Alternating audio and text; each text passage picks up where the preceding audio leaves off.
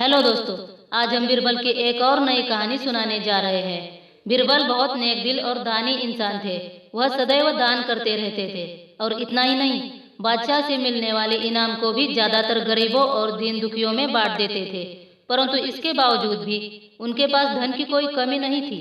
दान देने के साथ साथ बीरबल इस बात से भी चौकन्ने रहते थे कि कोई कपटी व्यक्ति झूठी दीनता दिखाकर उन्हें ठग ना ले। ऐसे ही अकबर बादशाह ने दरबारियों के साथ मिलकर एक योजना बनाई कि देखे कि सच्चे दीन दुखियों की पहचान बीरबल को हो पाती है या नहीं।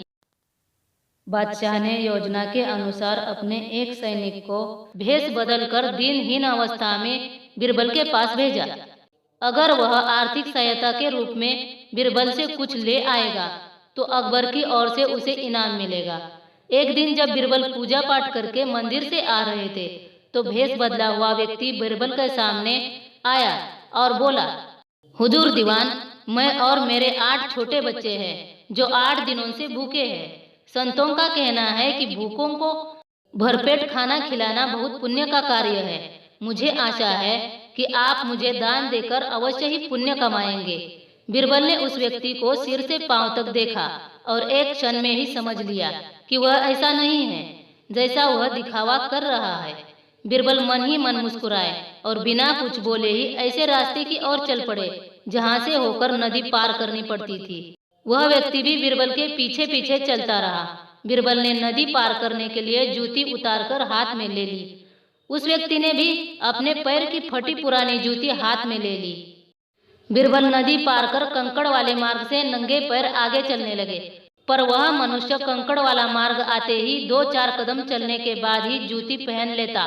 बीरबल यह बात भी देख चुके थे कि नदी पार करते समय उसका पैर धुलने के कारण वह व्यक्ति और भी साफ सुथरा, चिकना, मुलायम, गोरी चमड़ी का दिखने लगा था। इसलिए मुलायम पैरों से वह कंकड़ वाले मार्ग पर नहीं चल पा रहा था। दीवान जी, दिनहीन की पुकार आपने सुनी नहीं, पीछे आ रहे व्यक्ति ने कहा। बीरबल बोले, जो मुझे पापी बनाए मैं उसकी पुकार कैसे सुन सकता हूँ? क्या कहा? क्या आप मेरी सहायता करके पापी बन सकते हो? हाँ, वह इसलिए कि शास्त्रों में लिखा है कि बच्चे का जन्म होने से पहले ही भगवान उसके भोजन का प्रबंध करते हुए उसकी माँ के स्तनों में दूध दे देता है। यह भी कहा जाता है कि भगवान इंसान को भूखा उठाता है पर भूखा सुलाता नहीं। इन सब बातों के बाद भी तुम अपने आप को 8 दिन से भूखा कह रहे हो। इन सब स्थितियों को देखते हुए यही समझना चाहिए कि भगवान तुमसे रुष्ट है और वह तुम्हें और तुम्हारे परिवार को भूखा रखना चाहता है। मैं तो भगवान का सेवक हूँ। अगर मैं तुम्हारा पेट भर दूंगा तो ईश्वर मुझ पर रुष्ट हो जाएगा। मैं ईश्वर के विरुद्ध नहीं जा सकता। ना बाबा, मैं तुम्हें भोजन नहीं करा सकता क्योंकि यह तो पाप ही होगा। बीरबल का यह जवाब सुनकर वह चला गया। उसने इस बात की बादशाह और दरबारियों को सूचना दी।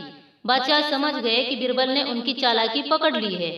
अगले दिन बादशाह ने बीरबल से पूछा, बीरबल, तुम्हारे धर्म कर्म की बड़ी चर्चा है, पर तुमने कल एक भूखे को निराशी लौटा दिया, क्यों? आलमपना, मैंने किसी भूखे को नहीं बल्कि एक ढोंगी को लौटा दिया था और मैं यह बात भी जान गया हूँ कि वह ढोंगी आपके ही कहने पर मुझे बेवकूफ बनाने आया था। इतना कहकर बीरबल ने बताया कि आपने जिसे भेजा उसे नंगे पैर चलने की भी आदत नहीं। वह दरिद्र नहीं बल्कि वह किसी अच्छे कुल का खाता कमाता पुरुष है। बादशाह बोले, क्यों न हो, वह मेरा खास सैनिक जो है। फिर बहुत प्रसन्न होकर बोले, सचमुच बीरबल, मैं तुमसे बहुत खुश हूँ।